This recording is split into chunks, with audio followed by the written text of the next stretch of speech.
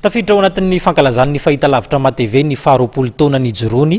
nisy ny fanompoam-pivavahana izay notanterahana tamin'ity andro androany ity. Fanompoam-pivavahana izay nitrotronam-bavaka ny roapolo taona vilasa zany ary nametrahana teo am-pelatan'Andriamanitra ihany koa ny toy ny fiainan'ny orinasa, eo ihany koa zany ny fanomezana maro-pankasitrahana ireo navita be tato anatin'ny orinasa matv taorinan'izay fotoana rehetra izay moa dia nisy ny lanonana izay niarahan'ny mpiara-miasa rehetra teto anivo ny aina manjery rahantsika ny sary foifoy mirakitra izay.